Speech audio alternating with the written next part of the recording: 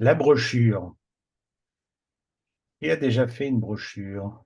Est-ce qu'il y en a parmi vous qui ont déjà fait? Marie-Pascale, J'ai Fabienne, fait, ouais, j'ai fait un flyer, hein, disons, c'est pas un juste un flyer. recto, quoi. Ouais, ouais, Mais c'est intéressant, ouais, effectivement. ok. J'ai fait un flyer aussi, recto Un verso. flyer. Recto Moi verso, aussi, moi aussi. ok. Euh, on va regarder, on va expliquer la différence entre le flyers et la brochure. En fait, il n'y en a pas une grande différence. Enfin, il y en a quand même. Mais disons que un flyers peut très bien servir de brochure. Tout dépend comment on le conçoit. En fait, moi, je utilise beaucoup plus le flyers pour attirer du monde, peut-être dans un événement ou dans euh, pour un cabinet, par exemple, aussi, du monde qui arrive. Euh, ouais, beaucoup plus comme attraction, en fait. Je vais m'en servir pour éventuellement créer de la curiosité. Le flyers, on avait fait un atelier déjà sur le flyers, hein. Euh, donc là, c'est beaucoup plus, ouais, on attire, on attire, on attire. En plus de ça, l'utilité n'est pas la même, c'est-à-dire qu'un flyers, on peut l'utiliser pour de la distribution massive. C'est plus pour ça, donc pour attirer dans un premier temps, pour aller plus loin, en fait, pour faire une première démarche. Donc quand on le distribue en massif, évidemment, bah, ça coûte moins cher, ça vaut le coup. Ça vaut plus le coup de faire des flyers que de distribuer des brochures. Parce que les brochures, ça a quand même un certain coût. La brochure, elle est plus destinée pour, évidemment, donner plus d'informations, parce que sinon, vous risquez d'avoir un flyers qui ressemble à trop d'informations, à un dictionnaire, plutôt que l'objectif du flyers. Le flyer, c'est vraiment concentrer l'information, très peu donné. C'est pas la peine de mettre des grands textes sur un flyer, ça sert à rien. Ça n'attire pas, au contraire, ça finit à la poubelle. Le flyer, c'est vraiment fait pour l'impact. La brochure, on va donner plus d'informations, donc ça permet de vous découvrir un petit peu plus, découvrir ce que vous proposez.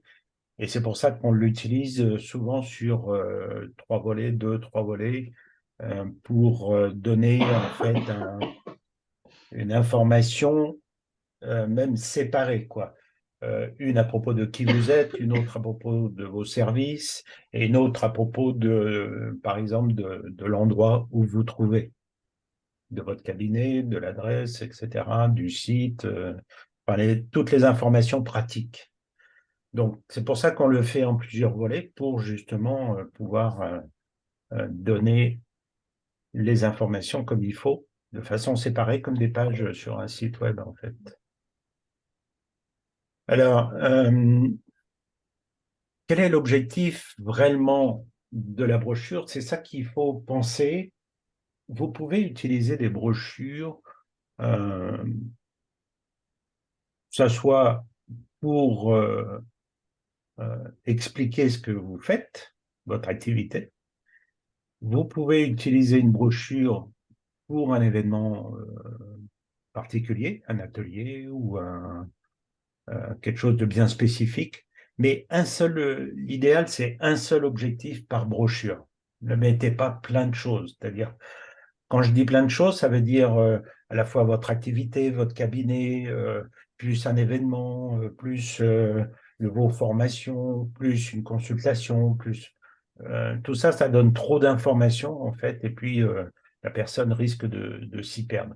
Donc faites plutôt une brochure par objectif, ça sera l'idéal.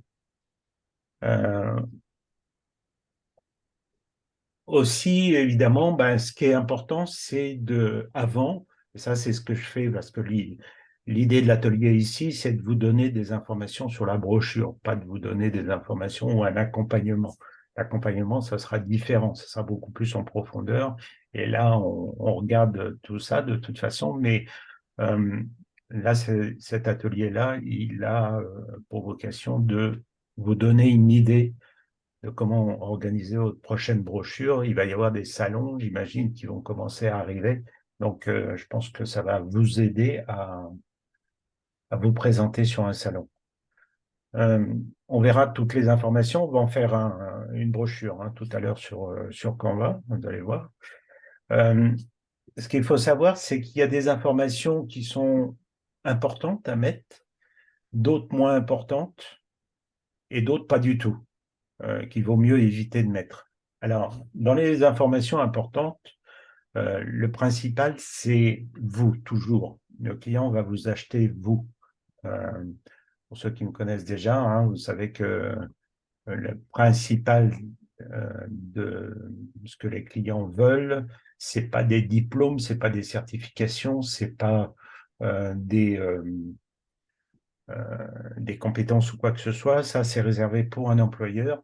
Le client, il veut vous choisir vous. Donc, c'est important que vous ayez euh, votre, euh, votre visage sur la brochure, pardon, je ne trouve pas le mot ce matin, cet après-midi, et donc c'est important que vous ayez, vous, qu'on vous voit partout dans votre communication en général. De toute façon, ça sera important qu'on vous voit. Éventuellement, bon, on peut éviter la carte de visite, mais globalement, dans toutes vos brochures, bon, un tract peut-être moins, c'est pas nécessaire, à moins que vous utilisiez un tract comme une brochure. Là, c'est différent parce que vous faites un recto verso et là, oui, c'est important de vous présenter dessus, mais sinon, un tract, c'est pas vraiment une nécessité, une grande nécessité. Mais le principal à mettre en avant, c'est vous.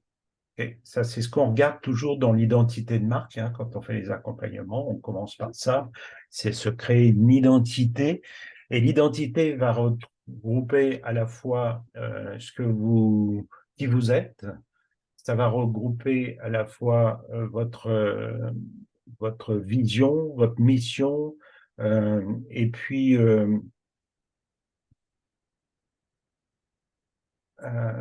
Cathy qui me pose une question. Pourquoi n'êtes-vous pas très favorable à la photo sur une carte de visite? Là, on n'est pas sur la carte de visite, mais on est plus sur le tract et la brochure. Bah, ça prend de la place. En fait, ce que j'aime sur les cartes de visite, si vous n'avez peut-être pas suivi l'atelier sur la carte de visite, en fait, la photo sur une carte sur une carte de visite, il y a certains pays qui le font, qui aiment ça, ils adorent ça. Maintenant, je trouve pas que ça apporte forcément un plus, quoi. Le principal, c'est la carte de visite. De toute façon, c'est de laisser une trace. Mais on peut laisser une trace d'une autre façon que simplement avec sa photo. Je trouve que ça prend beaucoup de place, en tout cas. Donc voilà, c'est surtout ça. Et il y a d'autres informations importantes, comme un message à faire passer sur une carte de visite. Et je pense que le message est plus important que votre photo. Par contre, si vous accompagnez votre carte de visite avec une brochure, là, il faut qu'il y ait une cohérence au niveau des couleurs, au niveau de l'identité, au niveau de plein de choses. Donc, le message doit se retrouver à la fois sur la carte de visite et sur votre brochure. Juste pour me présenter un petit peu, en fait, parce qu'il y a des personnes qui ne me connaissent pas, je vais faire ça vite fait ici. Bon, moi, je viens un peu du monde de la création artistique. Je suis pas né dans une famille où la communication, c'était le point fort, donc je me suis vite réfugié dans les crayons, les stylos, etc. Ça, c'était plutôt mon univers. Et puis ensuite, j'ai varié. Mon premier métier, c'était la bijouterie joaillerie. J'ai fait l'école du Louvre à Paris. Et ensuite, j'ai été vers l'architecture d'intérieur. Et puis, la création de sites web, il n'y a pas très longtemps, enfin, il y a 17 ans quand même, maintenant déjà. Et puis, voilà, tout ce qui est outils de communication pour le web, etc. Et puis maintenant, j'ai étendu évidemment toutes mes compétences et j'aide principalement les thérapeutes parce que je me retrouve vraiment dans l'état d'esprit du thérapeute. Euh, je sais que tous les thérapeutes ont un point commun que j'avais à une certaine époque, qui était le problème de la communication. De faire connaître qu'on existe, et ça, c'est le point noir, en fait, chez beaucoup de thérapeutes. Et donc, j'ai décidé d'accompagner les thérapeutes pour ça. J'ai créé un organisme de formation certifié qui permet d'offrir des formations aussi et des accompagnements finançables. Voilà, puis en fait, j'ai eu la chance d'accompagner un thérapeute qui enseignait des pratiques de médecine amérindienne et on a collaboré pendant plus de 7 ans. Et voilà, ce qui m'a permis de rencontrer en fait beaucoup de thérapeutes et de m'apercevoir qu'ils avaient tous le même problème en grande partie que moi, c'était la communication. C'est pour ça que je suis là maintenant. Donc voilà, et puis ces ateliers ici, comme vous voyez, eh bien, c'est à la fois pour faire connaissance, à la fois pour vous aider, donner des ressources gratuites. Et puis j'en donne un tous les lundis à 14h30. Donc pour les nouvelles personnes, sachez qu'il y a toujours un sujet nouveau tous les lundis à 14h30. Voilà, on passe une heure et demie ensemble, et puis on détaille quelque chose. Donc voilà, c'est pour vous apporter déjà vraiment des ressources gratuites.